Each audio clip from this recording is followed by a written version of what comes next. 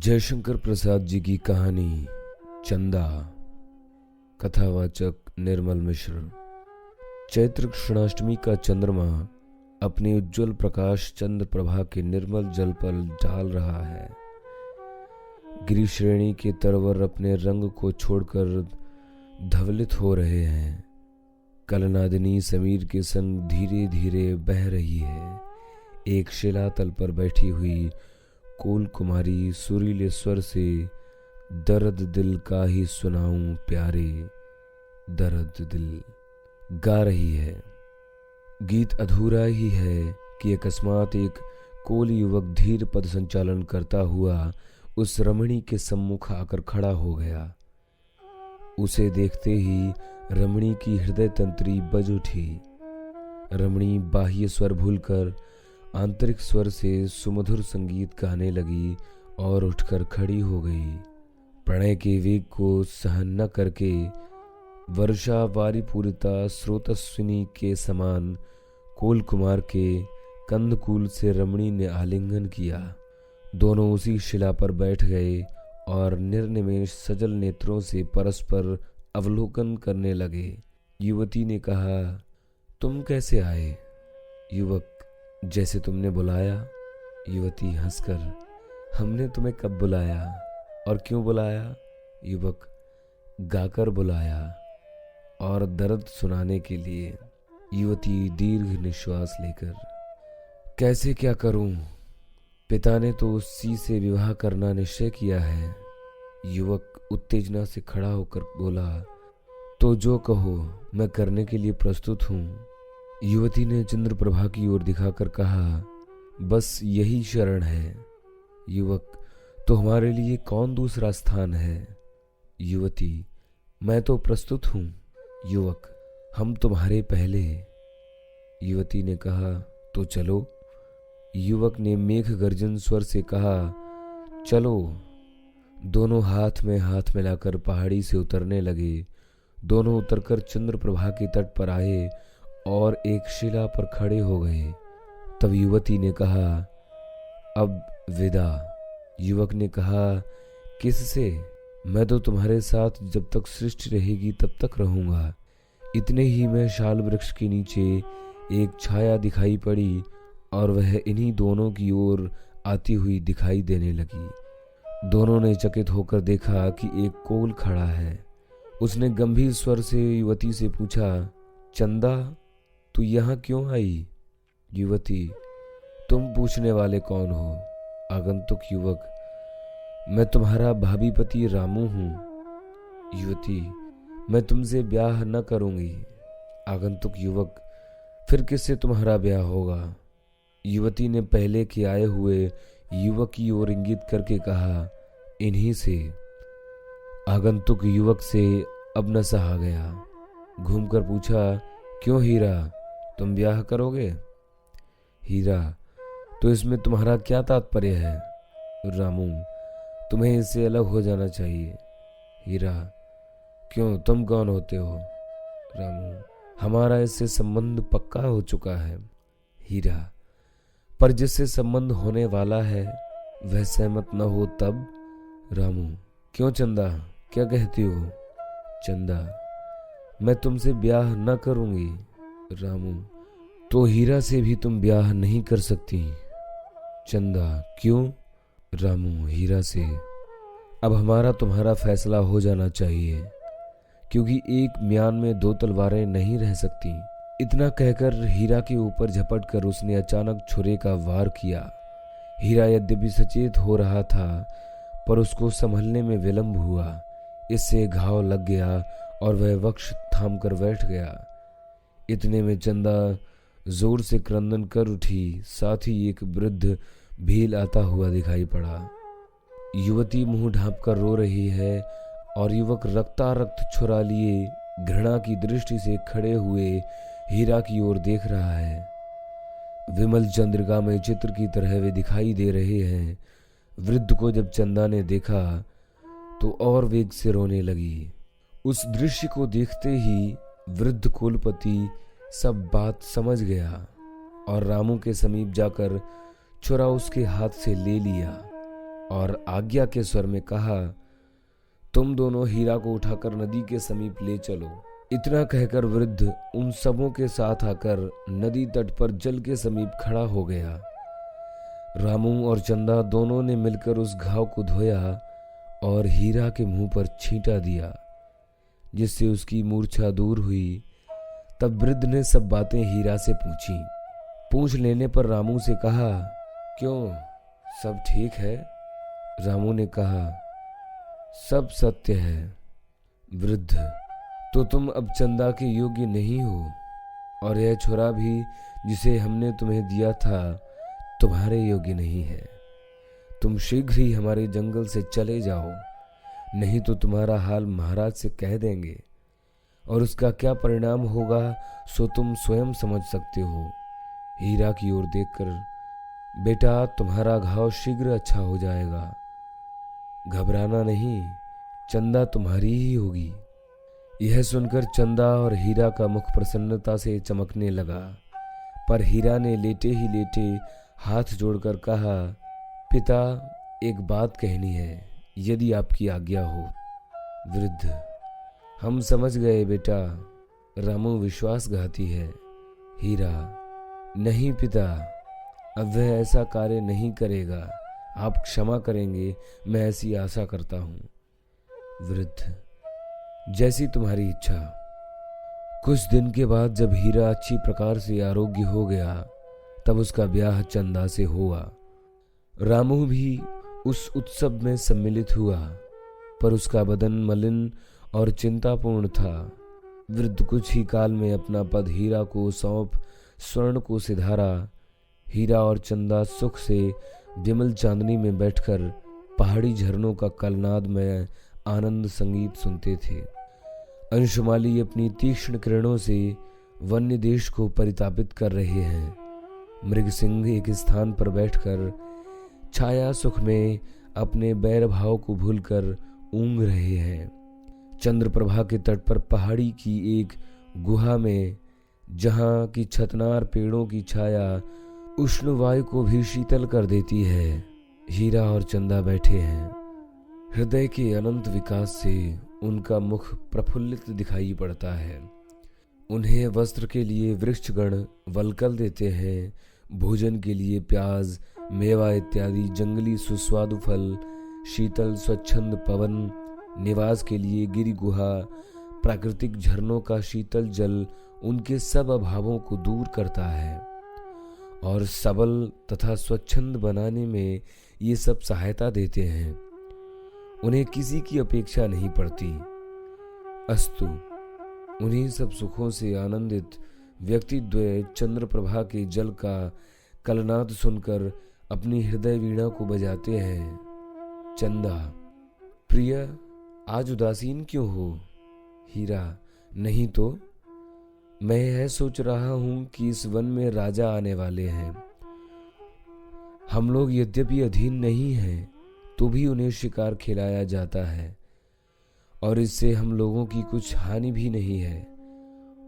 उसके प्रतिकार से हम लोगों के लिए कुछ मिलता है, पर आजकल इस वन में जानवर दिखाई नहीं पड़ते। इसलिए सोचता हूं कि कोई शेर या छोटा चीता भी मिल जाता तो कार्य हो जाता। चंदा, खोज किया था? हीरा, हाँ, आदमी तो गया है। इतने में एक कोल दौड़ता हुआ आया और कहा, राजा आ गए हैं और तहखाने में बैठे हैं। एक तेंदुआ भी दिखाई दिया है। हीरा का मुख प्रसन्नता से चमकने लगा और वह अपना कोढ़ाला संभाल कर उस आगंतुक के साथ वहां पहुंचा, जहां शिकार का आयोजन हो चुका था। राजा साहब झंझरी में बंदूक की नाल रखे हुए ताक रहे हैं। एक ओर से बाजा बज उठा। एक चीता भागता हुआ सामने से निकला। राजा साहब ने उस पर वार किया। गोली लगी, वह चमड़े को छेदती हुई पार हो गई। इससे वह जानवर भागकर निकल गया। अब तो राजा साहब बहुत ही दुखित हुए। हीरा को बुलाकर कहा, क्यों जी, यह जानवर नहीं मिलेगा? उस वीर कोल ने कहा, क्यों नहीं, इतना कहकर वह उसी ओर चला। झाड़ी में जहां वह चीता घाव से व्याकुल बैठा था, वहां पहुंचकर उसने देखना आरंभ किया। क्रोध से भरा हुआ चीता उस कोल युवक को देखते ही झपटा। युवक असावधानी के कारण वार न कर सका, पर दोनों हाथों से उस भयानक जंतु की गर्दन को पकड़ लिया और उसने भी इसके कंधे पर अपने दोनों पंजों को जमा दिया। दोनों में बल प्रयोग होने लगा। थोड़ी देर में दोनों जमीन पर लेट गए। यह बात राजा साहब को विदित हुई। उन्होंने उसकी मदद के लिए कोलों को जाने की आज्ञा दी। रामू उस अवसर पर था। उसने सबके पहले जाने के लिए पैर बढ़ाया और चला। वहां जब पहुंचा तो उस दृश्य को देखकर घबरा गया और हीरा से कहा, हाथ ढीला कर जब यह छोड़ने लगे तब गोली मारूं, नहीं तो संभव है कि तुम्ही को लग जाए। हीरा, नहीं, तुम गोली मारो। रामू, तुम छोड़ो तो मैं वार करूं। हीरा, नहीं, यह अच्छा नहीं होगा। रामू, तुम उसे छोड़ो, मैं अभी मारता हूं। हीरा, नहीं, तुम वार करो। रामू, वार करने से संभव है कि उछले और तुम्हारे हाथ छूट जाएं, तो तुमको यह तोड़ डालेगा। हीरा, नहीं, तुम मार लो, मेरा हाथ ढीला हुआ जाता है। रामू, तुम हठ करते हो, मानते नहीं। इतने में हीरा का हाथ कुछ बातचीत करते करते ढीला पड़ा। वह चीता उछलकर हीरा की कमर को पकड़कर तोड़ने लगा। रामू खड़ा होकर देख रहा है और पैशाचिक आकृति उस घृणित पशु के मुख पर लक्षित हो रही है और वह हंस रहा है। हीरा टूटी हुई सांस से कहने लगा, अब भी मार ले। रामू ने कहा, अब तू मार ले, तब वह भी मारा जाएगा। तूने हमारा हृदय निकाल लिया है, तूने हमारा घोर अपमान किया है, उसी का प्रतिफल है, इसे भोग। हीरा को चीता खाए डालता है, पर उसने कहा, नीच, तू जानता है कि चंदा अब तेरी होगी? कभी नहीं, तू नीच है, इस चीते से भी भयंकर जानवर है। रामू ने पैशाचिक हंसी हंसकर कहा, चंदा अब तेरी तो नहीं है, अब वह चाहे जिसकी हो। हीरा ने टूटी हुई आवाज से कहा, तुझे विश्वासघात का फल शीघ्र मिलेगा और चंदा फिर हमसे मिलेगी। चंदा प्यारी इतना उसके मुख से निकला ही था कि चीते ने उसका सिर दांतों के तले दाब लिया। रामू देखकर पैशाचिक हंसी हंस रहा था। हीरा के समाप्त हो जाने पर रामू लौट आया और झूठी बातें बनाकर राजा से कहा कि उसको हमारे जाने के पहले ही चीता ने मार लिया। राजा बहुत दुखी हुए और जंगल की सरदारी रामू को मिली। बसंत की राका चारों ओर अनूठा दृश्य दिखा रही है। चंद्रमा न मालूम किस लक्ष्य की ओर दौड़ा चला जा रहा है, कुछ पूछने से भी नहीं बताता। कुटज की कली का परिमल लिए पवन भी न मालूम कहाँ दौड़ रहा है, उसका भी कुछ समझ नहीं पड़ता।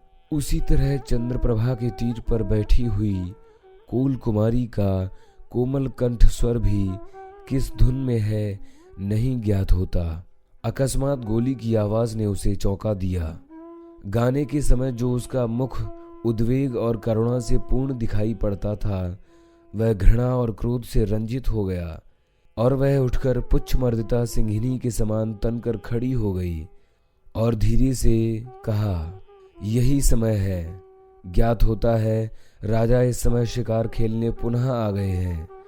बस वह अपने वस्त्र को ठीक करके कोल बालक बन गई और कमर में से एक चमचमाता हुआ छुरा निकालकर चूमा। वह चांदनी में चमकने लगा।